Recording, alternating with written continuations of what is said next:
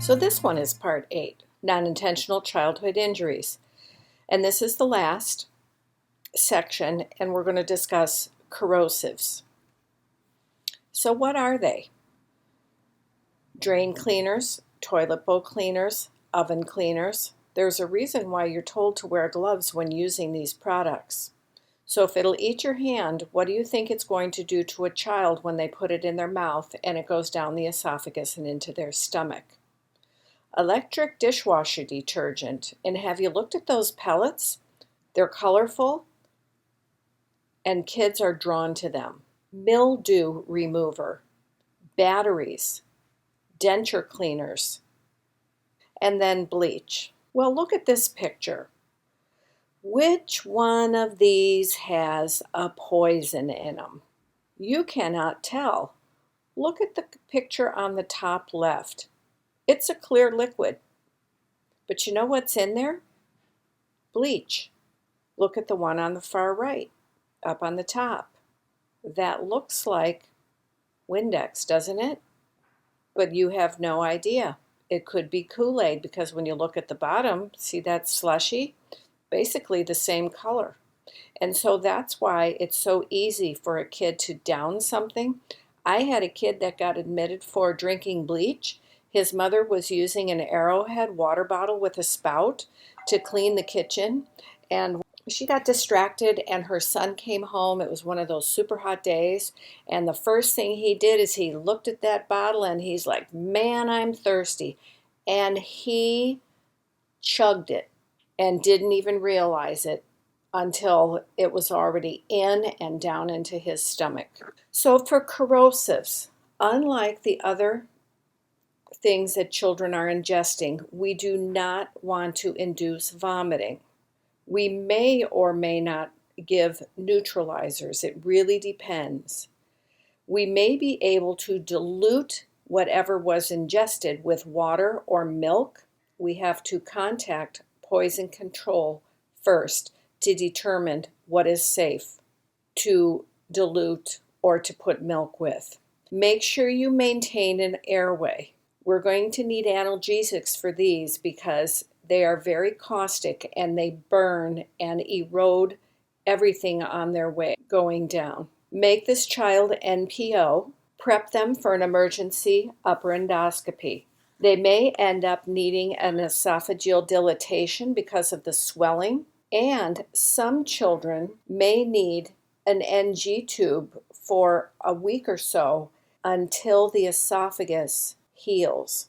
And so they do the endoscopy so they can determine what the damage is as this corrosive went down. And it's going to do its damage even into the intestine. So the next two slides have to do with your basic interventions for ingestions. So for lavage, use if it's within 1 to 2 hours of ingestion. We like to say 1, but we'll probably get away with 2. We use anywhere from a 24 to a 40 French orogastric tube. Of course, the smaller one is for the younger children. And we're going to wash them out with normal saline or half normal saline. We do not do this if the ingested substance is caustic or if they have solvents because of the esophageal irritation that it will cause making this product come back up. So we will give them milk or water if they have a caustic substance, just enough to dilute and change the pH as it goes down the rest of the gut. And then that child will be NPO. Protect the child's airway because you can anticipate that they are going to gag and vomit when we do a lavage. We use an activated charcoal to lavage, and it's 1 gram per kilo, and you mix it as a liquid till it's slushy, and then they either drink the solution or you're going to be pushing it down the NG tube. So in an instance with an ingestion, we may go up a size larger than normal just so we can get this stuff down. You should know what to watch for based on the ingested substance. So in particular, we're talking about the Tylenol and the aspirin. For our parent education, You need to let them know what to watch for as they take the child home based on whatever the child ingested. They need to follow up with their pediatrician within 24 hours. But the biggest parent and patient education is prevention, prevention, prevention.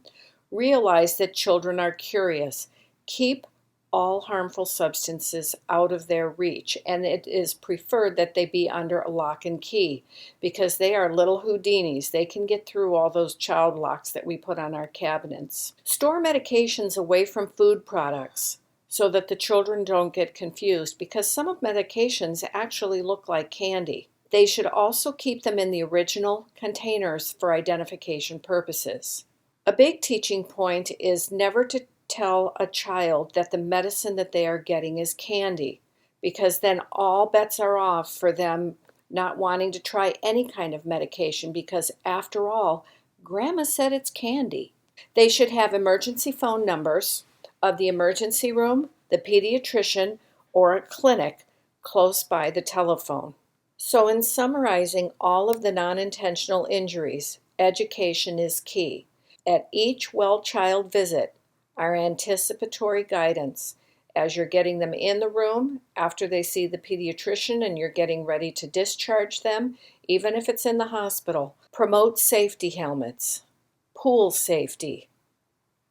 And the most important thing for pool safety is to keep your eye on the kid at all times. You can have gates, you can have fences, you can have pool covers, but if you are not watching the child, you don't know when they went over the fence, when they slipped through the cover.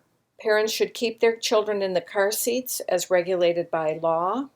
Put reflectors on their backpacks, on their jackets, so that when the kids are out at nighttime, they are seen more by vehicles. Keep guns locked up. Keep the ammunition separate from the gun itself. And tell children that guns are not toys, because they watch television, they play video games, and it looks like guns are toys. Medications, reiterating the fact that they need to be up and out of reach of children. Keep on the same label, and don't put them near the food.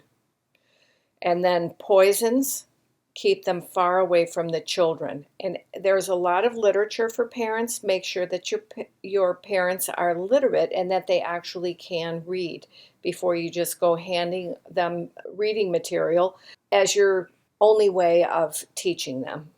There's a variety of literature that are for parents that we tend to give at the end of every visit. And this ends the series on non-intentional injuries in children.